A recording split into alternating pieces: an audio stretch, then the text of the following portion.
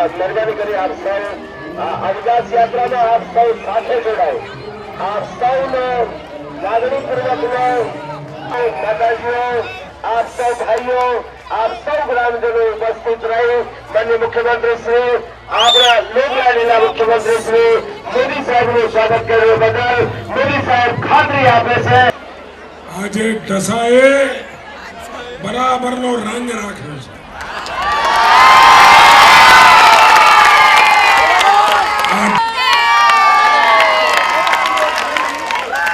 ભાઈઓ બહેનો, આજે દુનિયામાં ક્યાંય પણ જાઓ સ્વાભાવિક હોય છે. આખી દુનિયામાં ગુજરાતના વિકાસની ચર્ચા ચાલે છે અને પરિણામે એ સતત આપણી વિકાસની યાત્રામાં રોડા નાખવાનું કામ કરે છે. આ સરકારને હેરાન પરેશાન કરવાની એક પણ તક જતી નથી કરતા. રોજ નવા રોડા અટકાવવાના 12 વર્ષ થઈ ગયા. 8 વર્ષથી દિલ્હીમાં મનમોહન સિંહની સરકાર બેઠી છે અને સોનિયાબેનના ઇશારે ગુજરાત જાણે એનો બદલો લેવો હોય એવી પ્રવૃત્તિ ચાલી રહી છે. અને કોંગ્રેસ વાળા તમારે ત્યાં આવીને ટીવી પર દિવસમાં 90 વખત આવે છે, 90 વખત, અને આવીને કહે છે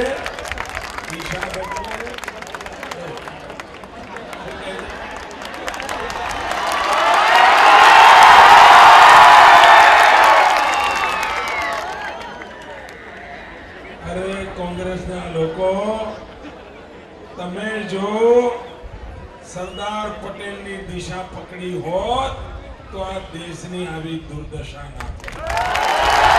ભાગ્યશાળી છીએ કે અમે સરદાર પટેલની દિશા પકડી લીધી અને અમારા ગુજરાતનું થયું.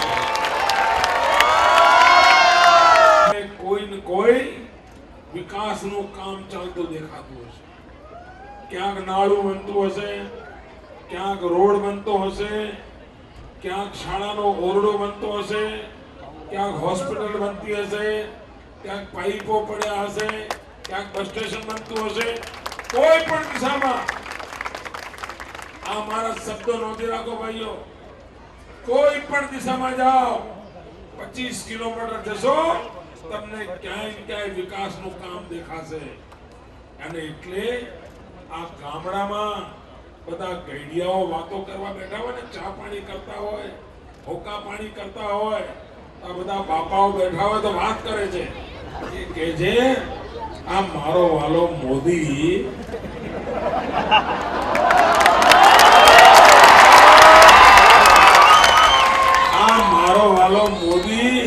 આટલા બધા રૂપિયા લાવે છે ક્યાંથી? ભાઈઓ બહેનો, આ રૂપિયા તો પહેલા પણ હતા, પણ પંજાબ પડતા હતા એના ઉપર. અને જ્યારથી હું ગાંધીનગરમાં બેઠો છું, ચોકીદાર બનીને બેઠો છું, અને કોઈ પંજો પડવા નથી દેતો. અને એટલે એ રૂપિયા ગુજરાતના વિકાસ માટે કામ આવે છે, ગુજરાતના ગરીબો માટે કામ આવે છે. ભાઈઓ બહેનો, કોંગ્રેસ જૂઠાણા, જૂઠા વાયદા, છેતરપિંડી એ કોંગ્રેસની ઓળખ થઈ ગઈ છે. ભાઈઓ બહેનો, 2009માં જયારે ચૂંટણી થઈ લોકસભાની અને સોનિયાબેન વોટ લેવા આવ્યા હતા, એમણે કહ્યું તો કે જો દિલ્હીમાં તમે યુપીએની કોંગ્રેસની સરકાર બનાવશો તો અમે 1 કરોડ લોકોને નોકરી આપીશું. ઢસાના ભાઈઓ, હું તમને પૂછવા માંગુ છું, ઢસામાં કોઈ માઈનો લાલ છે જેને આ સોનિયાબેનની સરકારે નોકરી આપી હોય, 1 કરોડ લોકોને આપવાનો વાયદો કરીને તમારા વોટ પડાવી લીધા અને એમણે એક વ્યક્તિને નોકરી નથી આપી. ભાઈઓ બહેનો, મેં જાહેરાત કરી છે, ગુજરાતનો કોઈ પણ નौजवान,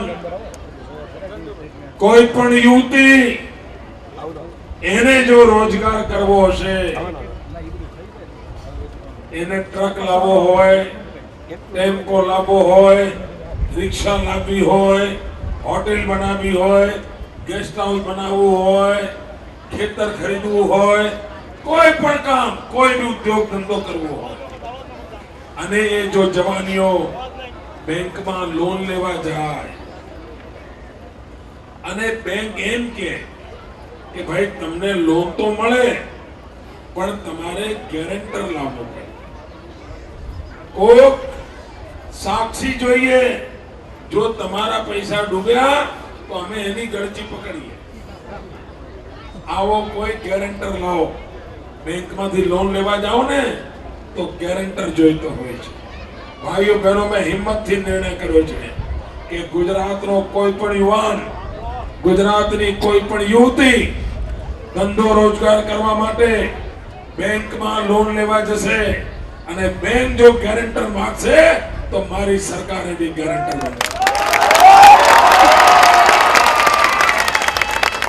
ભાઈઓ બહેનો, આ ગેરેન્ટર બનવાની હિંમત જોઈએ. હિંમત હોય ગેરેન્ટર બની શકે. અને મેં હિંમત એટલા માટે નથી કરી કે ગાંધીનગરની અમારી તિજોરીમાં રૂપિયા ઉછળે છે. અમે એટલા માટે કરી છે કે મને ગુજરાતના યુવાનો પર ભરોસો છે.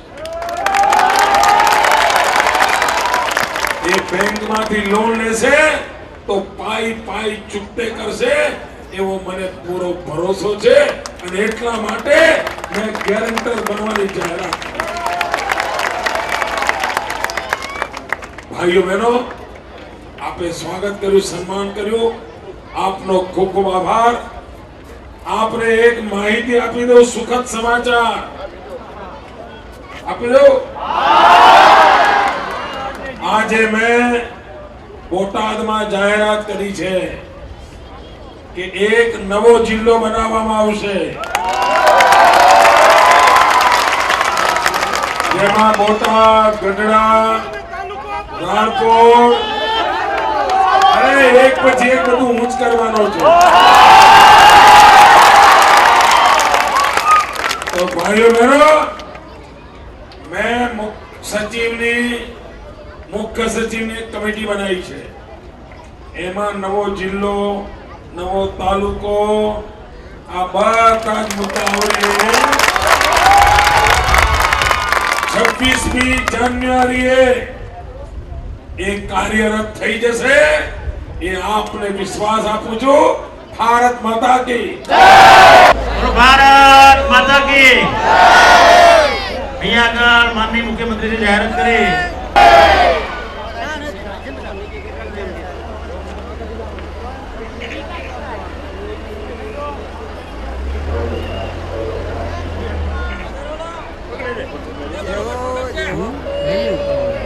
બોલો ભારત માતા કી જય.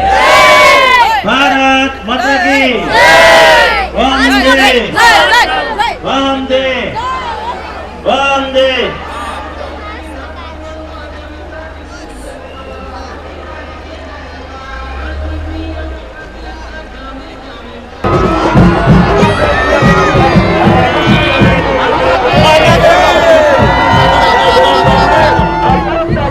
નજીક આવી જવા વિનંતી. માન્ય મુખ્યમંત્રી શ્રી, આપણા ગુજરાત રાજ્યના લોકલાડીલા મુખ્યમંત્રી શ્રી નરેન્દ્રભાઈ મોદી સાહેબને